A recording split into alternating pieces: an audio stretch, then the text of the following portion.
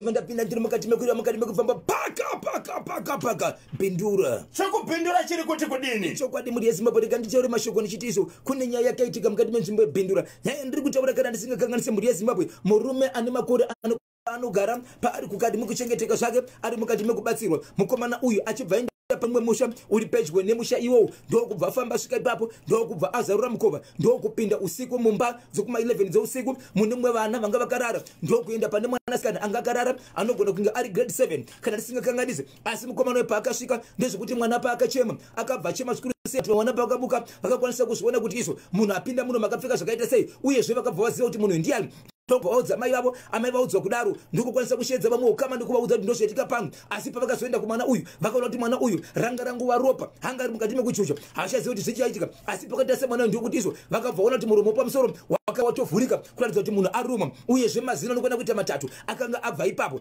Mukomana uyu paakataurwa amai ndokutoudza kumba kwaanogara kwacho kwanisa kuti iye paachadza mumba umu tichakwanisa kumuona ndokuzovhurirwa nevamwe vagara ipapo ndokubva apinda mumba mangwana makuseni achitobvunzwa akabva takakuramba asi takakuramba kudaro ndokumuti kwete isa pane chatinonesa nyaya iripo ndekuti izvo wena mwana uyu akuwara taakuchienda kumapurisa hongu dhinda zviita mukomana akatorwa nemapurisa ndokubva aenda kukamba kutaura kune kwatiri kuita ari kumakwe mapurisa but asvika kumapurisa kudaro ndo pakazonzi neumwe madima secha mukomana uyu vachimusecha ndokumaona mazino matatu akabva pamwana uyu ainawo muhomwe dzake baba Isabel.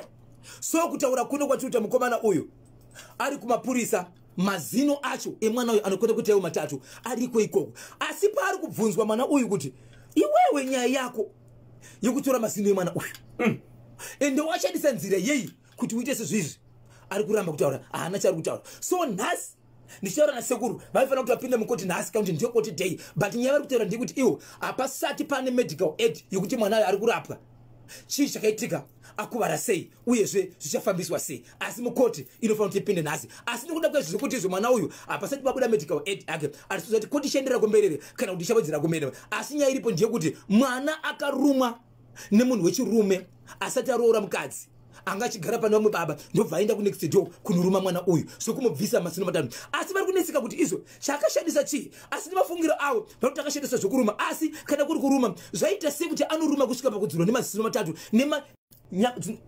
panyama dzinogara mazino nemazino. Hey, mwana uyu akuwara. Makakuwara mwana. Mwana akadzurwa mazino, mwana akarumwa uyu, mwana rudzi. Mwanasikana. Mwanasikana akura sei? Grade 7. Grade 7. Mumba umu manga mune vana vangani? Manga mune vamwe vana vanga varimo. Asikazoenda mari bati vana vanga varimo. Ndokazokwanisa kuchema nokwanisa kuratidza kuti atamuona ndinhengo. Ndoarichi ende zvishokwadi akazowanikwa ari iye kusvika abvuma. So kutaura kuno kwatiri kuita ari mumaoko emapurisa. So mubvunzo unoti iwo kana kuri kuti ane zvaida kuita nguva yese iyi mazino anga kamachengeta. Ari kumachengeterei ada kumaindisa kopi. Hey, mukomana uyu mati ane 25 years. 25 years. Aigara nani? Ane pamwe pamba paitogara paanochengetwa nekuti amai vake nebaba vake vakatosiyana. Apa pamba apa aitochengetwa waripo ipapo ende vari kugara nawo ipapo havasi vabereki vake. Mukubvunzwa wari kuti wakazviitirei wakarumirei mwana uyu ari kuti kudini? Haasi kudavira izvozvo asi kutaura kuti akazviitirei. Muri kuti mwanasikana akarumwa hasati arapwa. Aiwa izvezvo zvemedical aid yaisati yabuda ari kusochipatara but aisati yabuda kureva kuti ari pakati pekutorama porapwa. Okay.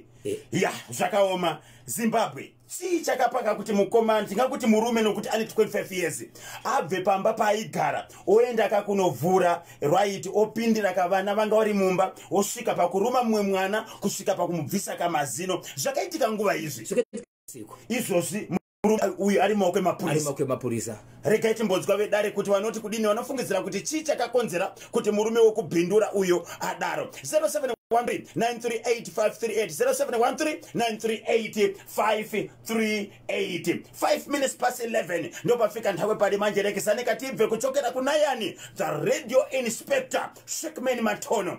Icho chemukomana wekuruma mwana uyu anoda kubatwa right anobva ataura nyaya yake chaiyo nokuti zviri kuratidza kuti pane akamutuma basa iroro kanyemba hazvisi zvega pane akamutuma basa iroro endi mazino anga ari muhomwe anga achida kumashandisei. Ndimutsiroka Victor Katiyo game changer Lavunya Ndowe boss JB madziwa bende panyama ropa boss ranga ashonganyika veremu maima makoni Nobel Chabeta Kamanura Tinashe Gotora Miriam Charovedza Beka Fosa Ese Kanengoni Muningiwa Manyoso Madeko Famba Zhuau tichaona Shumba Makwerere tichaona Kakambua Mainosa Chigwedeza Elias Armando Jose Sanyamawi Israel Tembo B Madziwanzira ndichiti happy birthday kuna Rafio Makana ndinonzi the radio inspector Shekman Matono ndirikunoko ku Cranbone 0713938538 tabatwa na Maingazima wali pa Warren Park D pariseko pa Warren Park D nasi Maingazima kanyemba na Bozho mukomana uyo ane shave rekuroya